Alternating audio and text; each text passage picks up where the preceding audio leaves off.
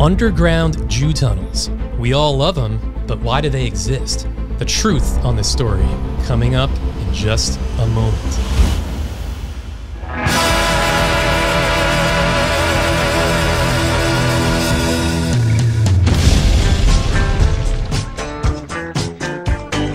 Yummy, yummy, yummy, yummy pizza.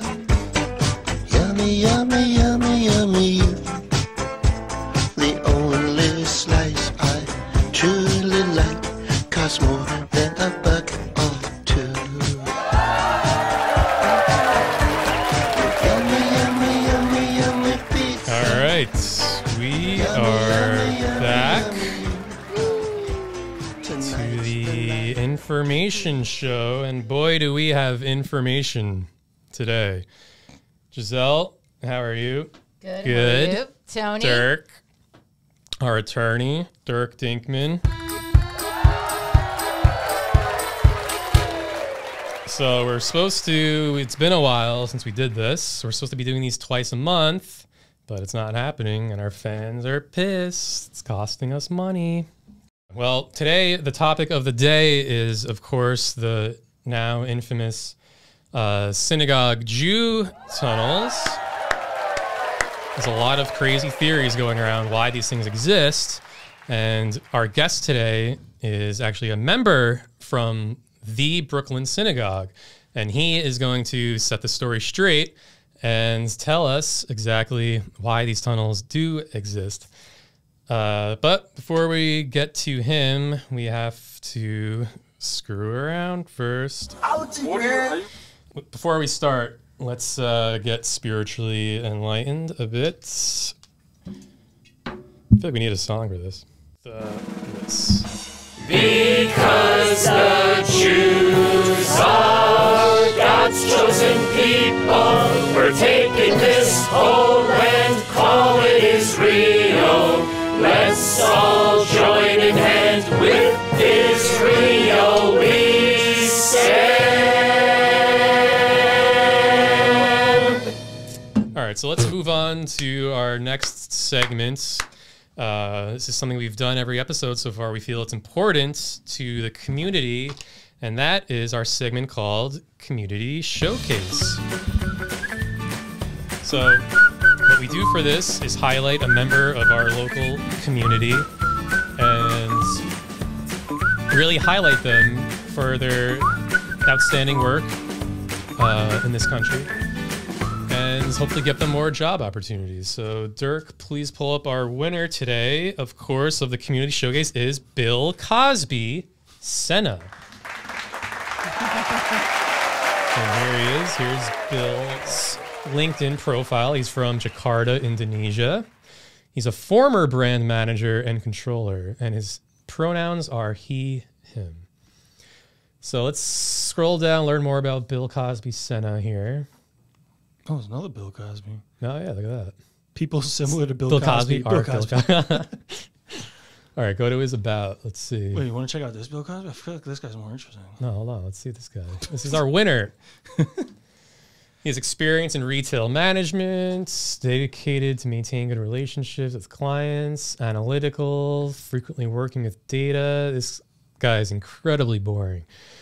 What's his degree? Biotechnology. Uh-oh. BS. Wait, biotechnology is like what? Biology, like potions? It's a reach. Well, what is bio? What is biotechnology? What's the ministry? I see where you're going. Google it. Dirk, Google biotechnology. Biotechnology? I think it might be potions.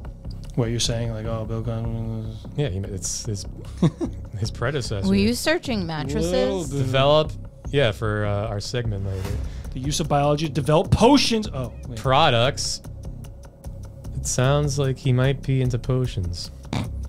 Okay. Because what this reminds me of is, for those who don't know, there's actually a celebrity also named Bill Cosby. For anyone who doesn't know. And this celebrity is a comedian, really funny guy. And this is our first episode back since the holidays, and I have a gift I was given from a relative for Christmas, and it's actually this vinyl record of Bill Cosby, the celebrity. who's now disgraced. For those of you that don't know, he had an unorthodox way of dating. Right?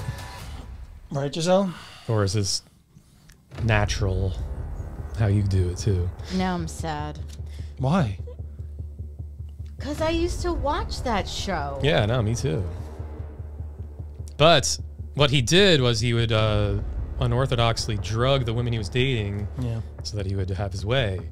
Which, for those of you that don't know, the way dating typically works is usually consensually take a partner out, and then you typically have dinner, go for a walk, have ice cream, have a couple drinks, but usually don't drug them afterwards.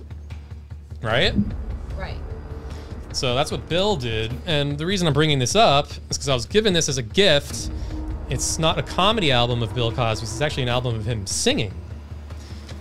But which sounds like a comedy what's album. damning about this was I looked at the track list, and Dirk, if you could pull up the Wikipedia page on this, this was actually an admission of guilt, I think. This was recorded in 1967, which I think is how long Bill has been doing his criminal act, unorthodox dating methods.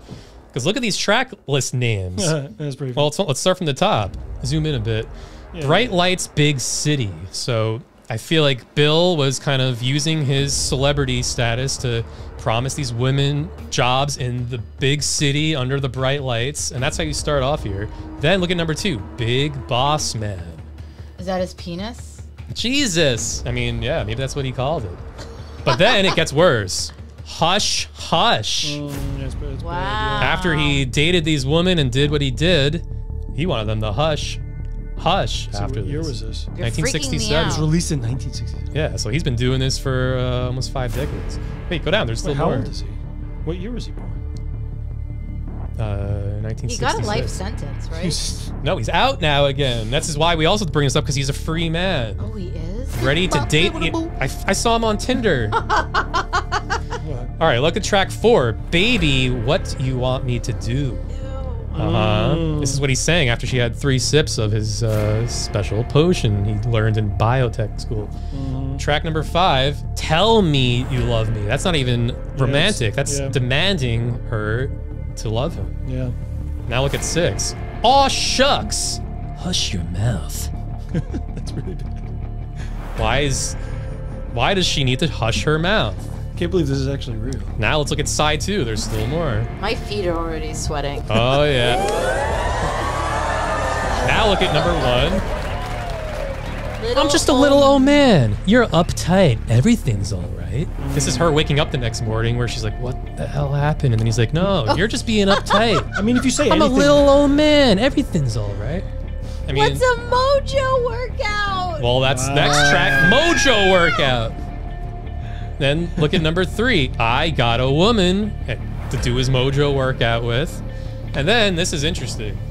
The track after this is Don't You Know. Doesn't sound very damning, but I did more research, and you can see here, Bill Cosby, this is the one song that he personally wrote on this. The rest are tracks he chose for a reason, I think because of the titles and the content, but this is the one song he wrote.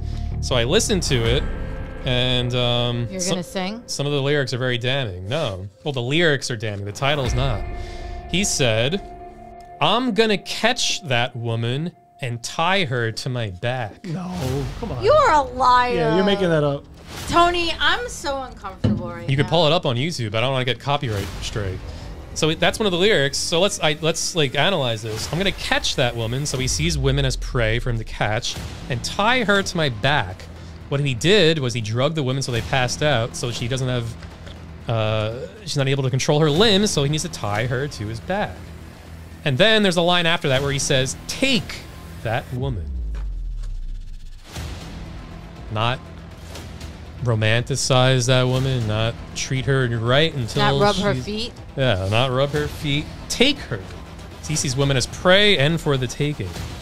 So that is our expose on Bill Cosby. This was a gift I got on the holidays. I don't know if it's all the sugar I had or what you just said or the combo, but I'm very uncomfortable now. Yeah, well, I think this was This is like Class A evidence for his trial. We should probably put him back behind bars after the police see this. Yeah, that's really fucked. Yeah. I can't find the lyrics, though. No, I know. I tried looking for the lyrics. recently just How'd watched. you find them? I didn't. I listened to the song. Oh. I just don't want to play it because might do a copyright thing. And then Bill's attorneys are going to arrest Oh, we us. get sued by Bill Cosby? That'd be hilarious. You're right. I recently saw his interview with Sofia Vergara. Is that how you say her name? Really? Yeah, where he was like a total pig the whole time. But she was young and she was new, and he was on television. He was like subbing in for David Letterman, and he was like all over her. Yeah, wasn't he like dead? Yeah, wait, pull this up actually. YouTube. I'll pull it up. I remember. Yeah, Yeah. Dirk, pull it up. Pulling it up right Look, now. look at the search. No, not her. Pull up her with Bill Cosby. Oh, okay. She's Colombian. Is that what you are? Oh, yeah. Wow. She's a lot taller than me. See, we're not bigots. Oh my god! Do the first one. It's only a minute. Oof. Yeah, this is going to be bad. But don't you know who I am? Forgotten video of Bill Cosby, and he can't take his eyes off Sofia Vergara. Ooh. Look at you, and they think only of sin. The date was March 2003. He said, "Look at you, I think Cosby only of was filling in sin." For David Letterman. This is my first time in American TV. It was years before. Ooh, her first day. So he's going to show her around the big city under the bright lights, just like his track one. And then we know how the rest of the album plays out. For what can now be seen as a cringeworthy moment. You make me feel young again. Uh-oh. You Look at this dude. Look at this. You make me feel very, excited. That's so gross. He's basically saying everybody got a hard on when she walked in. Jeez. Yeah. That's what he said. And then he Look at let his her face. know- Pause it. Then he let her know that he currently has a hard on. Uh-huh. Well, he's ready for the Mojo workout, track 7. All right, go on, man. That's classic. So this guy's walking the streets. These are all the women that went on dates with Bill Cosby. They're raising their hands. Oof. Well, that's our expose on Bill Cosby. I mean, this album was something that no one's bringing up. This is I hope you're going to bring us into something happy. this was 'cause exclusive for that us. was- One of the topics we want to talk about today is, of course, this monstrosity you have. I didn't even know what these things were until you told us that this is what you wanted to uncover. So what is this thing? This is the Amazon version of the Stanley Cup. Yeah, well, when you said that, I thought you meant NHL. Tell your story to the viewers. Wait, what's my story? That when I was texting you about the Stanley Cup, you thought I wanted to talk about NHL. Yeah. Well, this is the actual Stanley Cup. Yeah, so what is this thing? So there is a craze. Stanley, who makes tools, like I have a Stanley tape measure at my house, now makes these mugs. Women don't know tools. So you probably had to look this up. Unless you're a lesbian. Which we're hoping you are. Obviously. Because a lot of our viewers are getting a crush on you. Okay, so so basically I brought the one from Amazon. I think this is like $23 or $24. But if you wanted to buy the actual Stanley version, this could cost you anywhere from $40 to $65. I think the Stanley Cup's more than 40 to 65 bucks. I mean, that looks more expensive. Yeah, Dirk just pulled up the actual That's Stanley the Cup. original one. Yeah, wait. That's a shitty knockoff. Yeah, I mean, they kind of got the resemblance, but not very well. So the craze is that these cups are showing some sort of status symbol that when you show up with your friends, you're rolling in with your, hopefully you have a different color. You could be blue, you could be purple, I'm green, but somehow your show, like I He's looking incredibly gay, though. I wanna know if I what showed the- up with my friends with that, no one would think I'm cool. Well, so the thing is, it No one also cares. sucks as a traveling Nobody mug. cares. So Yeah, but they're trying to impress each other with this. It's not impressive. Especially with your knockoff. You don't even have the real Stanley Cup? No, because I'm not going to spend the money on it. So my question is, why do you think in society today that is something that the children, right? Like we talked about Juicy Couture. Why do the children want to have this mug Because they're stupid? as part of their who they are. Wait, what's it have to do with Juicy Couture? Stupid. Like, I'm trying It's to a fad. understand the It's a fad. psychological. Oh, I didn't know you meant these were sexualizing kids or something. Okay, well, like, think about Furbies. Is that dating? Am I dating myself? Can you guys Little relate bit. to Furbies? No. All right, Tamagotchis. Nope.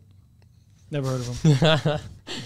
Wait, yeah, so Well, what the fuck was a thing when you were a kid?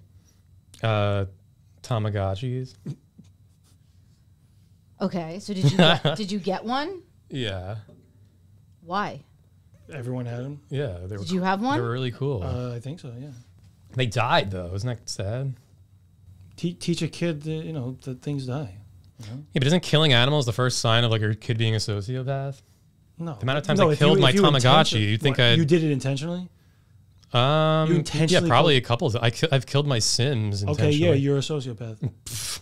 That's how that works. I'm the Gilgo killer. Okay, anyway. That's why I was telling you he won last week. And then it started to go viral when somebody's car, actually, if you could find that video, that would be interesting. Yeah. Somebody's car went on fire and the whole thing was dismantled. Pull up somebody's car? Just do car fire Stanley Cup. Yeah, it'll come up. I heard about this. And the Stanley Cup survived the fire and the water was still cold. All right, taking a look at some trending news. You know, I love my Stanley Cup. See? I swear by these things, and All apparently right, they can even their stock survive a just fire. Take a look. plummeted. All right, so we see a car blown to smithereens. The only thing that's still in good shape is the Stanley Cup. And the ice is still in it. Fire yesterday still has ice in it. Oh, shit. What? That's wild. That's a good commercial for it. So, like, realistically, if you're in a car, yes, this fits in the cup holder. And so if you're a truck driver, this is great because that's what this is for, right? Yeah, and they could piss in it Stanley. too. Yeah. I mean, the fact that it survived the car, that should be a commercial. Yeah, I mean, well, look they're pretty making good. a lot of money right now. It's a shame they didn't build the Twin Towers out of these things. Yeah. They'd still be standing. Yeah, today. they'd still be around. So, Dirk, Yeah. What? the marketing man behind this from Uggs Okay. is the guy behind this, It's genius. right? Yeah. Wait, I thought it was a tool company. It is, but they took the marketing man who made Uggs so popular, which I don't know who owns Uggs here.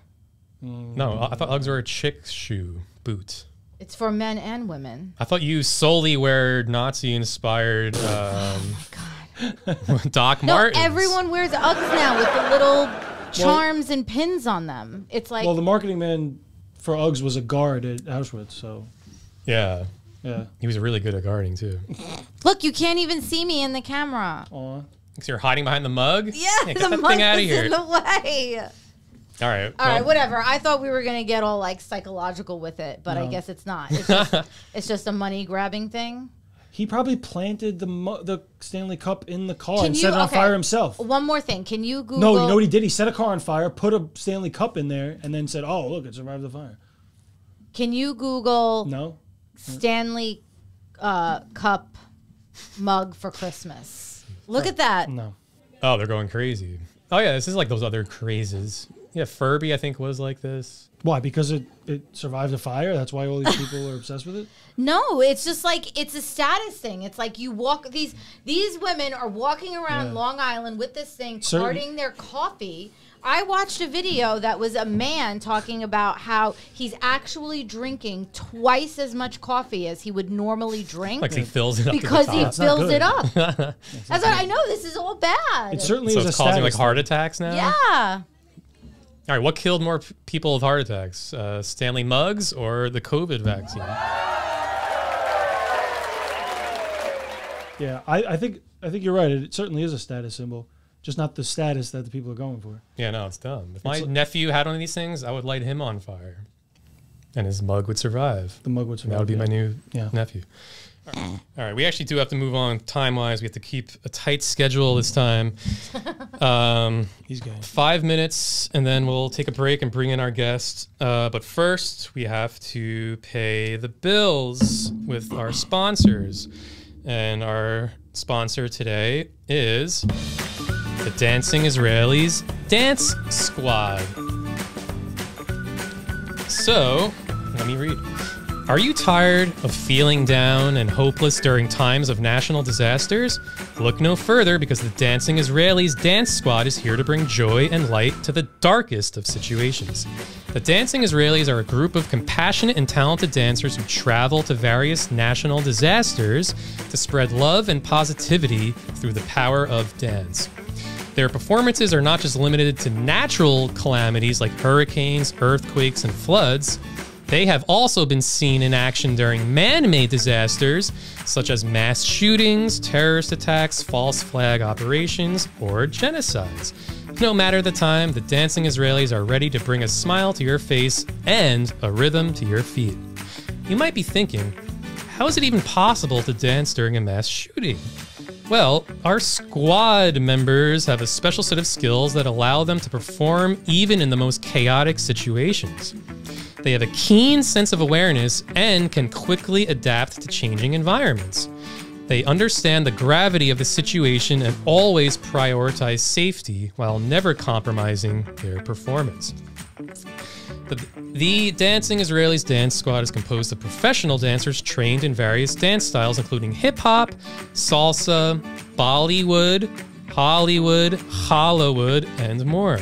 We work closely with local government and police to ensure we're at the scene of the crime every time. So don't wait for the next disaster to strike before realizing the importance of the Dancing Israelis. Book them for your next corporate event. Let's spread the message of joy and unity and come together as a community during times of crisis. The Dancing Israelis, bringing light and rhythm to every situation. So that's kind of sweet. All right, that was our sponsor of the day. Hold on. Oh. We have one more. Let's just do 2 minutes. We have a new segment. We're not going to look at your Twitter this time. Oh, wow. That's a first. But we will next time.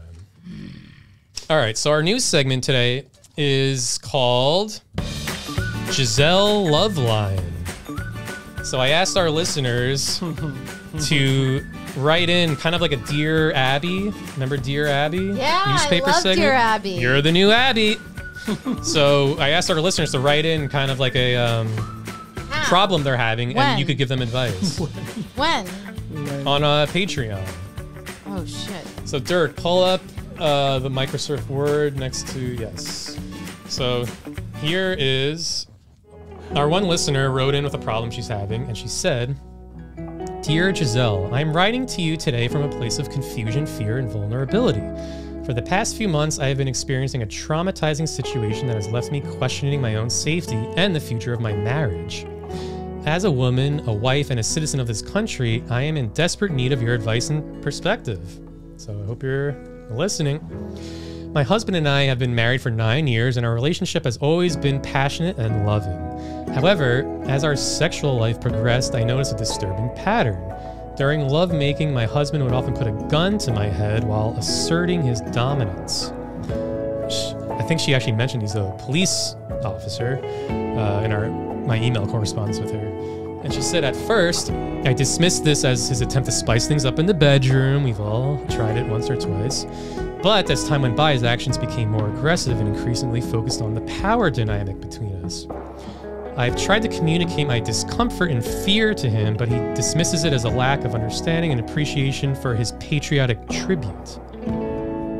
So, do you think holding a gun to her head during sex is patriotic? Is this what you meant by taking power back? Yeah, you were telling Dirk before. He's got to take his I power. was telling him that. So you think you should put a gun to his betrothed's head? Co-worker's head. So let's continue reading. According to him, it's a symbol of his love for his country and his role as a protector and server as a police officer. But for me, it's a constant reminder of my vulnerability and the blurred lines between sexual pleasure and violence. Scroll down.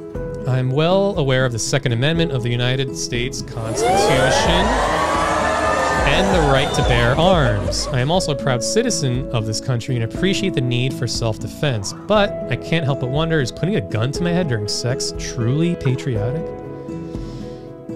I've tried to seek guidance from friends and family, but my friends are also wives of cops, and they say their husbands do the same thing and that it's, quote, no big deal.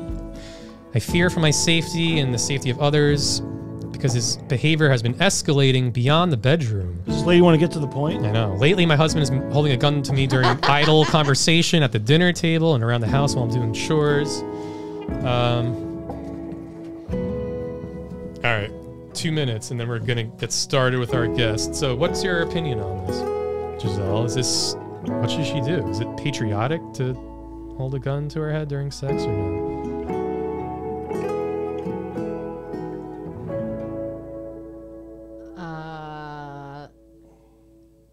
No. So what's your advice to her? She needs help. Talk to her like she's in the room right now. Yeah, Wendy. Wendy. Sincerely, Wendy. I'm Wendy. Wendy. Yeah.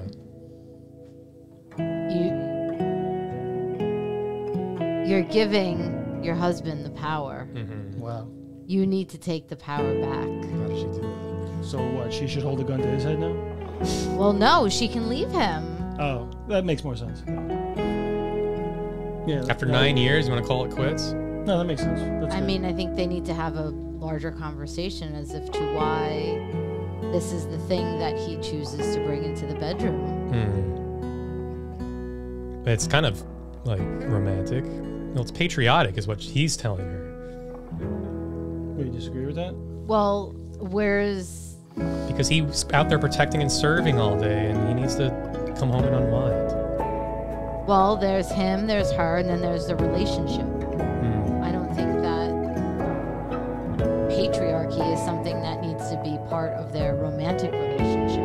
Oh, the patriarchy? Yeah. Well, yeah, I guess patriotism is also kind of... Patriarchy. Yeah. True. All right. So, but in the end, you say it's probably a good thing, right? A good thing? Yeah. No! That's what I got from what Giselle was saying. Yeah. All right. Well, we're going to take a quick break, bring in our guest. He's a member of the synagogue. That's our topic of the day. And we'll be right back. Yummy, yummy, yummy, yummy. The only slice I truly like costs more than a buck or two. Yummy, yummy, yummy. We're now coming back from break. And we are now joined by David Saltzman, who is a member of the now infamous synagogues in Brooklyn. We've all heard the news story about these tunnels that were discovered underneath this synagogue. And there's a lot of theories going around the internet about why these tunnels exist, a lot of conspiracy theories, wild accusations going on. So we brought David here as a member of the synagogue to set the record straight of any rumors going around why these tunnels exist. So everyone, please welcome David Saltzman. So David, if you want to give a just brief background on yourself, go ahead. I live in Brooklyn. I live in Brooklyn about 30 years. I'm a member of the Chabad Synagogue, which is in Crown Heights, Brooklyn. I've been a member there for 20 years. And I just wanted to come on a show to basically set the record straight. There's a lot of rumors about the tunnels, and I figured I would just try to settle those rumors. Mm-hmm. Yeah, so there are kind of like a lot of wild reasons why these tunnels exist. We've heard theories. Can you kind of just get us started here and let us know kind of what's going on down there? Well, sure. There's people think there's just one reason, but there's many reasons that the tunnels exist, and I wrote them all out. So I'll probably just get my glasses and take a look. One of the first reasons I can tell you is that the tunnels, they existed. One of the reasons they exist is because it's more like a spy system. And what I mean by spy system is if we dig the tunnels deep enough and going underneath many different buildings, then when we go into tunnels, we're able to basically listen more carefully to what neighbors are saying. And as we can listen, we're actually doing the city of New York a favor by having these tunnels, because as we listen, we can listen for criminal activities that could be going on, and so any type of wrong activities, and we can let the city know if we hear something that is dangerous. We can let the NYPD know, and they can do what they have to do afterwards. So yeah, like if there are any terrorists around, you listen for them to make sure. Yeah. Right. Wow. Right. So you're actually keeping our city safe. Yeah. Yes. Well, thank you for your service. You're welcome. So, when in these spy tunnels, what kind of buildings are you listening to?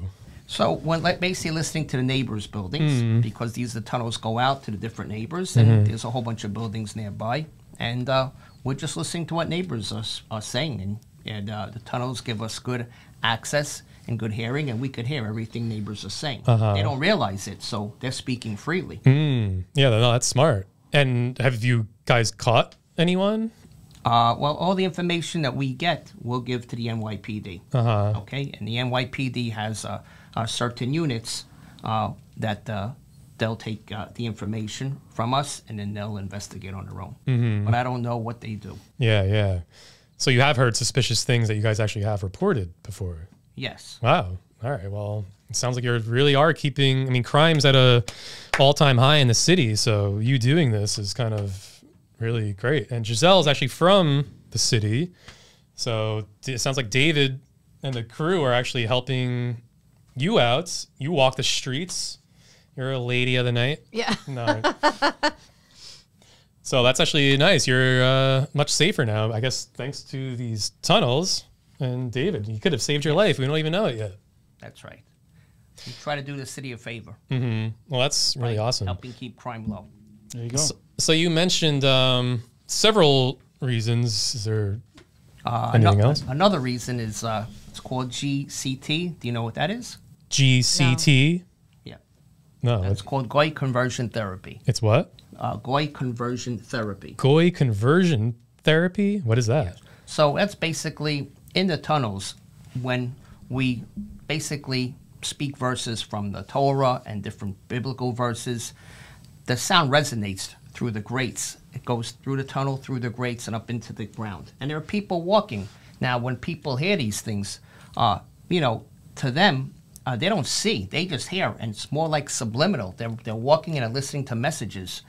These messages, you can call it subliminal advertising, and it's basically multiple reasons. One, it tries to convert non-religious Jews to be more religious. They try to convert non-Jews to convert maybe to Judaism, or to make them think that we the Jews are the chosen people. Yeah. Well, that is an important message we want to get out to our audience, that the Jews are the chosen people. So the way this works, I mean, this is interesting to me. You said it's GCT, Goy Conversion Therapy. Yes. So you're speaking through the sewers, you said subliminally? Yeah, well, as we read, the messages go through the grates, and they go into the air, and anybody walking by will hear these sounds, but they don't see anything. They're only listening to them. Yeah. So it's kind of going to their subconscious, you said? Right, subliminal, going through their subconscious. So this is intentional, or do you guys ever, how did you guys come to create this method? A few of the members got together and discussed it and decided that there would be one way of getting messages across without having to actually have someone stand in front of you.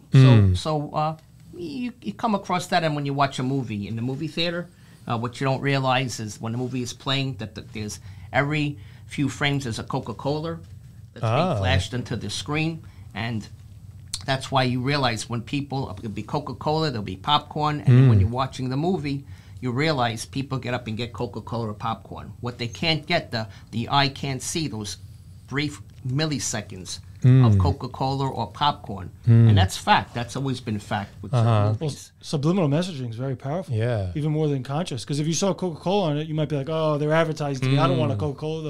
I'm being sold this product. They're turned off. But if it's subliminal, you go, wow, I feel like having it for some reason. Yeah. Right. So that's it. That's the idea behind it. Yeah, So has this been effective? Have you guys noticed like an uptick in converts to the synagogue since you've been doing this? I mean, it's hard to really measure. It's not something that's difficult to measure, but, we hope it does. We hope it's effective. Yeah. From what we know and from what feedback we get from other members of the synagogue, it's effective. Giselle, have you ever heard anything when you've walked through the city? No. But No, how long have you been doing this for? Well, I've been a member of the synagogue for 20 years, but we've probably been doing it for at least a decade. Wow. So it's probably good you didn't hear it though, Giselle, because So are that's you kind of all the idea. chanting together? Sometimes we're chanting together. Sometimes it's just one or two members reading some verses. So it's not a set situation. Every situation's different. Yeah. Yeah. Well, it's probably good, Giselle, you haven't heard it, because that sounds like that's the idea, where it actually seeps in better subliminally than it would if you kind of heard it. Right. So you could be a convert soon to the synagogue. Right. Yeah. Sounds good. That'll be exciting. We hope you are. And we hope you are too. That'd be awesome. Because I'm actually thinking about going now. This synagogue is so popular and famous. It almost seems like it's the place to be. Yeah, isn't it like the most popular in all of the world? Yes, it is. It's well known all over the world. Absolutely. Yeah, it's like a headquarters, I think they said. Yes. Yep. It's their headquarters. So, Giselle, let's go. All right. That'll be fun. All right, so... But there's no tunnel anymore, right? They filled it. Didn't... Well, the tunnels exist still. So what you might have heard on the news is that they filled it, but they didn't fill all of the tunnels. They probably just filled certain pieces of the tunnel, because the tunnels are extensive. It's an extensive system. Really? So they might have just filled pieces of it. Yeah. Okay. How extensive are they? They run through, I would say, not just on our street, but they run across the street, underneath the street, and they run into other streets. And so I wouldn't say they're not miles long, but they run in different directions and a few 100 feet long. Yeah, wow, that's pretty amazing. It sounds like they're bigger than we initially thought. The initial reports were kind of like that it was only like 60 feet or so, but it sounds like Yeah, it's the actually... news said 60 feet long by 8 wide by 5 tall. So it sounds like maybe the cops that broke in didn't even see the whole depth of how deep it really goes. Right. They probably didn't. They didn't see the entire depth. And the same thing with the news. They don't see everything. The news just sometimes takes. Sometimes the news people aren't even in the tunnel. They're taking information from someone else, from a third party. So that's why you can't always believe in the news and what you're reading, because it's not always accurate. Do you want to get into, like, I mean, how are you allowed to talk about how big and deep these things are? No, I'd rather not. All right. So, any other? I mean, you mentioned The so far. reasons, yeah. You mentioned a spy system. You mentioned the Goy Conversion Therapy. And then I have another reason about basically Jews like to build tunnels because throughout civilization they always built tunnels, and depending on certain situations, they always had a place of refuge. So if there was any threat or harm to them, they would always go into the tunnels for safety. So that's just another reason. It's more like a reason of safety. Right. So that's another reason behind it. So like how? So they're going under there for safety, but how many like could fit under there? Is it really that big, or the number of people we never really measured, so I can't tell you how many people can fit underneath there. But it's I mean, I'm sure not all of New York City can fit, but probably the people in the synagogue, the members of the synagogue, can fit in there. Like, what are you guys doing under? Are you guys like, how long do you stay in there, or what's like once you're down there? Besides doing the Goy Conversion Therapy, like what? No, there's other things. I mean, the tunnels, we've used them for other things. We use them for basically, I know it's hard to understand, but we did some spa treatments down there. We did some food, some events. We even take it down there sometimes, like if a baby is crying in a synagogue and we need some peace and quiet, we bring the baby down there so the baby can cry, but it won't disturb the people above. So you have a spa and eating.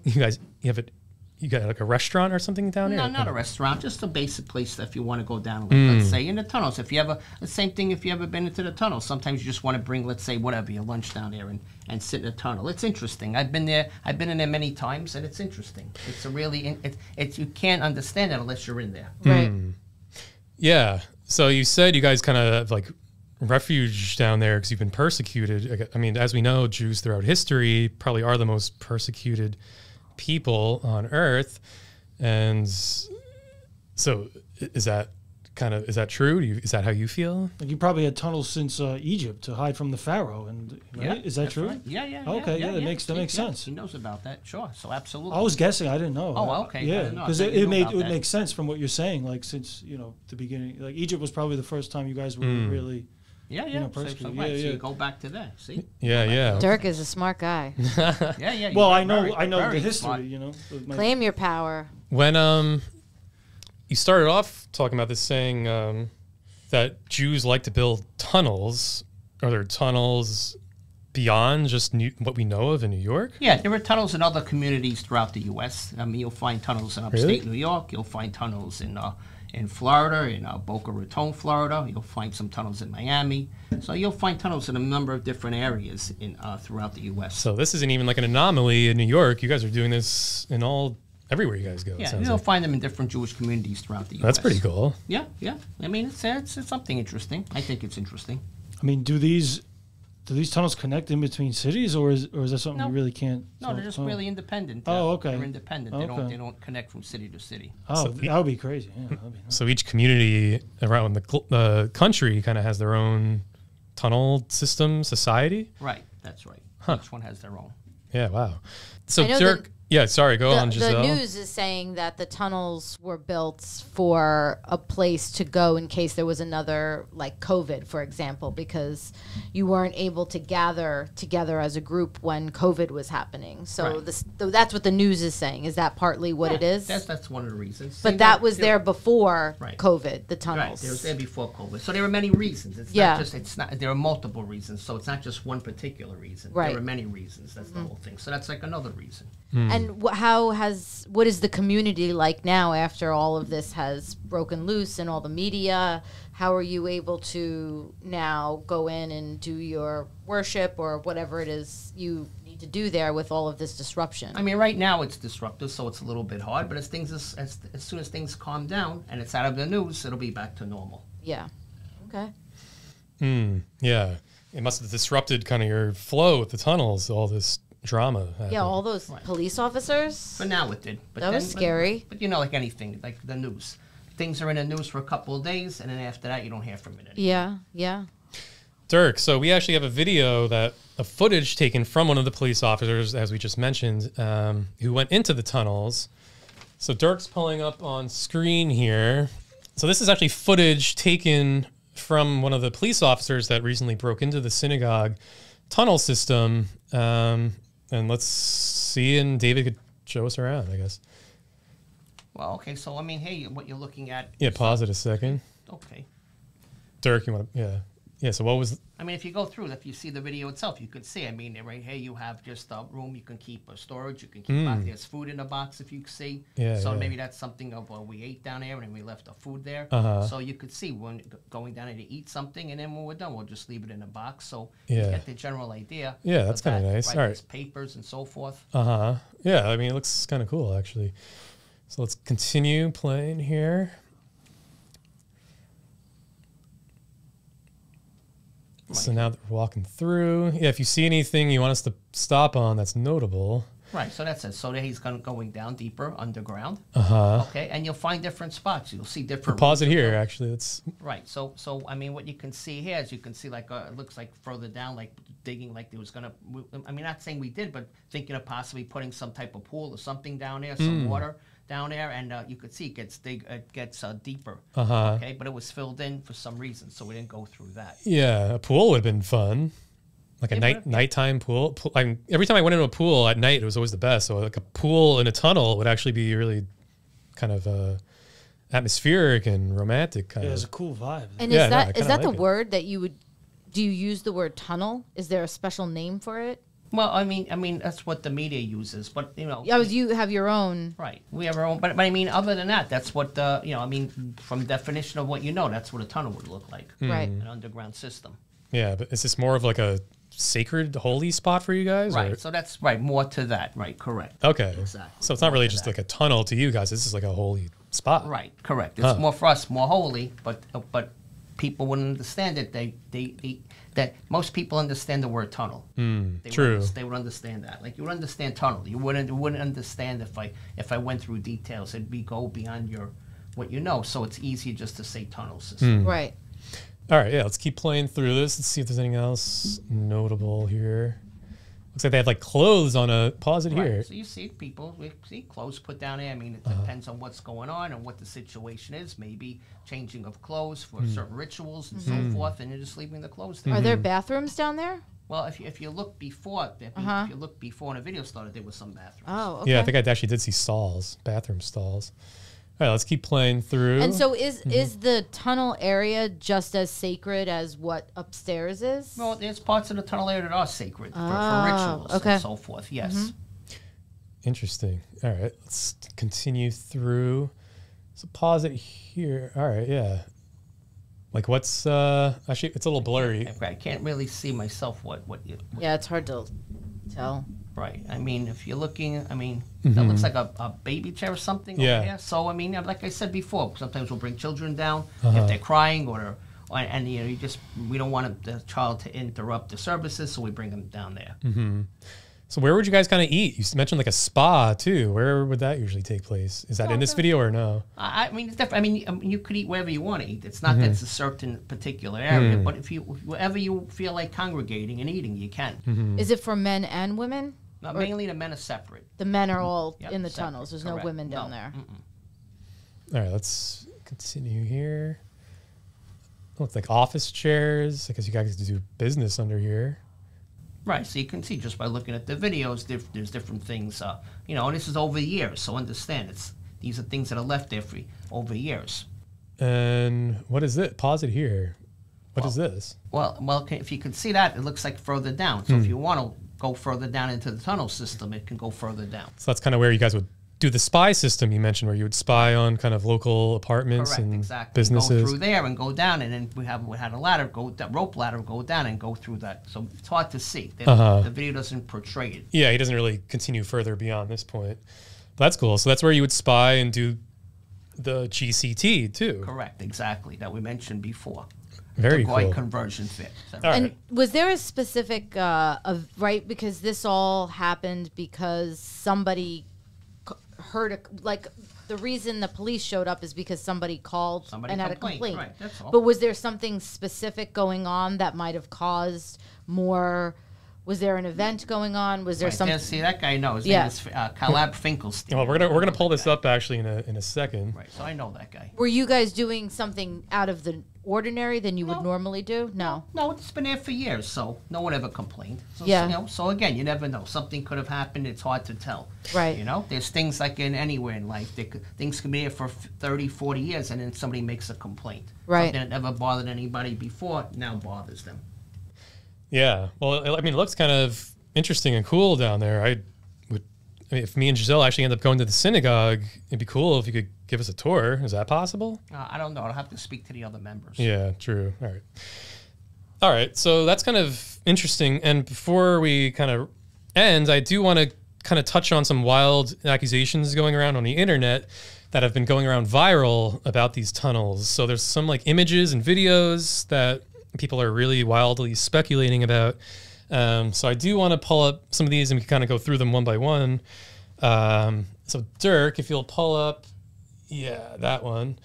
So let's make this full screen. There's this video on the streets of the city of what looks like a Jew coming out of a sewer grate. If we want to just play this and then you can kind of explain. I saw that earlier before. Yeah, but let's play this for our audience.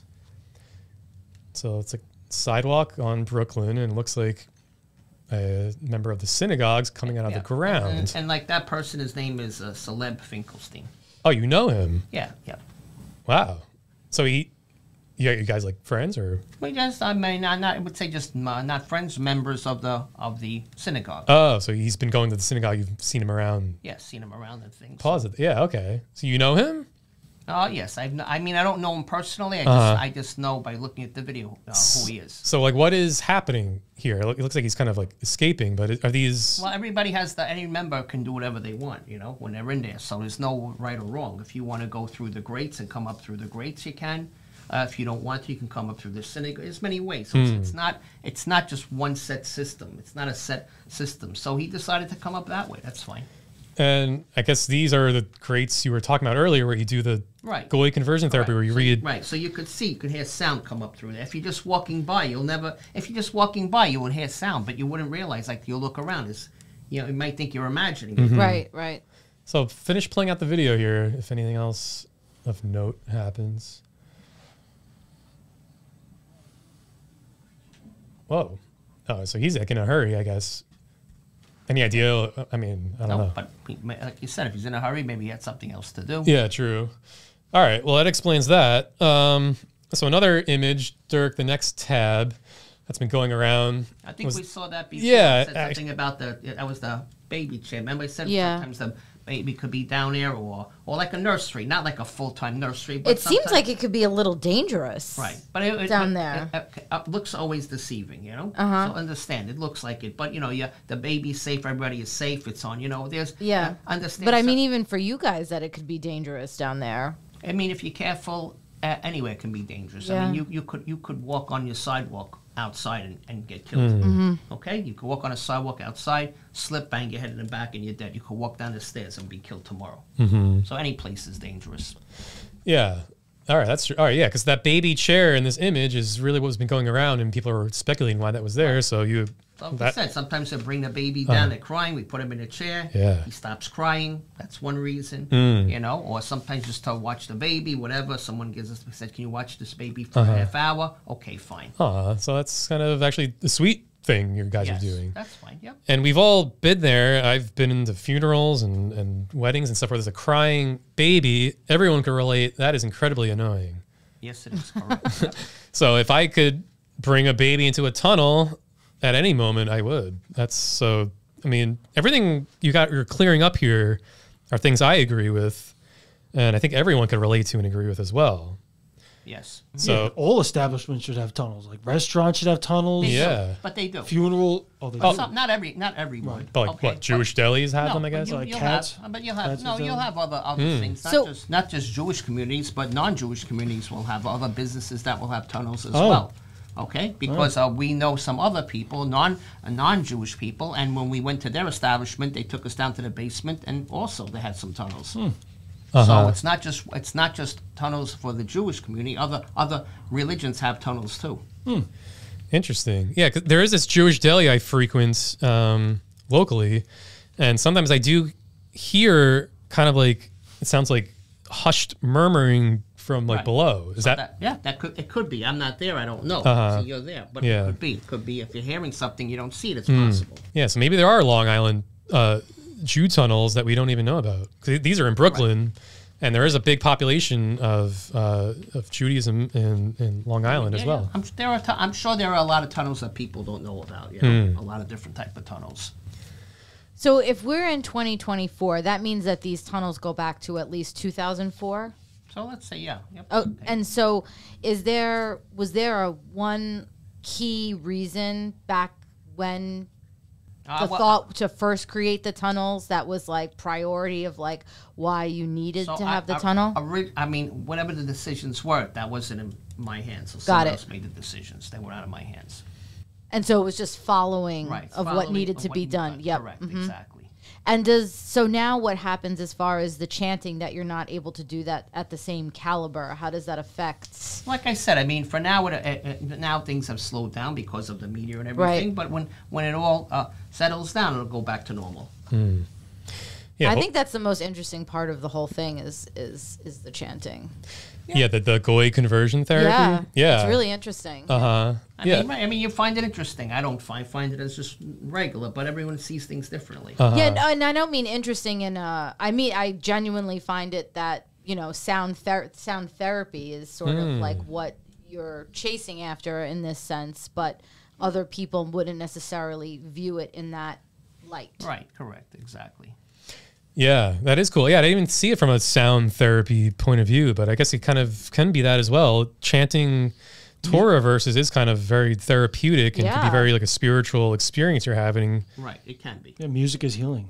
Yes. It almost reminds me of, remember in Ghostbusters 2, where the city was mired in such awful energy that they all had to sing this really happy, upbeat song, and then it kind of reversed the way the wind was blowing, and Manhattan became this very positive, upbeat place. And it sounds like you guys doing these Bible readings or Torah readings rather underground are actually helping uplift the city's vibration spiritually. Right. So that's good, you know. As long as it's a positive effect, then it works well. Right. Well, that's really awesome. And I imagine naturally the Torah is just written in a way that is just very melodic naturally. So it probably comes very natural to even just speak, you know, reading it just flows like a song. Absolutely. Like, Yeah. It is kind of a beautiful, like I actually like the part sound of the language. I like that. Yeah. Well, that's good to hear. Yeah. It reminds me of like the primal like throat singing kind of. So before we wrap up, I don't want to hold you over too long. There was one more viral image going around, and this is the one everyone's been talking about. Is this, Dirk just pulled up on screen, stained mattress that was pulled out of the tunnel being carried by members of the synagogue. So there's a lot of crazy conspiracy theories. I don't want to go down any tasteless rabbit holes. But David, if you could, explain why was there a mattress in the tunnels and what is the stain? A lot of folks are wondering, is this stain feces? No, it's not feces. What the is stain it? is blood, and basically we did rituals. I said that before. There were some rituals that we do in the tunnels, and sometimes the rituals might involve someone who recently died, and we'll bring them down there, and we're trying to do a ritual to bring back the Messiah, which is a Schneerson, if you heard about him on the news. So he died many years ago, but we have rituals that we believe we can bring him back. And so how do these rituals work? Was that work? the main guy who was sort of instructing on the tunnels? Well, that was a long time. He's like the head rabbi, and he's the guy that we look for direction. Right, and the news was saying that he is potentially not passed on. Right, that's right. So we don't know that, so we try to do rituals to try to bring him back. Correct, exactly. So how do these, can you explain the rituals and why does it involve a mattress? I don't want to go into the details of the rituals, but basically we don't put the body on the floor, we put the body on the mattress, and sometimes we might make an incision somewhere on the body and a little bit of blood will come out. But I don't want to go into the details. Yeah, of that. that's fair. Well, you mentioned when we talked on the phone that you brought a book with you. Yes. Is this... Yes, this is the type of book I bought, and this is the type of book that describes different types of rituals and things of that nature. So how does that, like, can you explain the book? Well, it's too detailed to go through the book. You know, it's a detailed book, but I suggest if you have a chance and you want to get the book, you can read it. The Book of Living and Dying. Yes, the Tibetan Book of Living and Dying. So where did you guys learn? You guys use this for the rituals?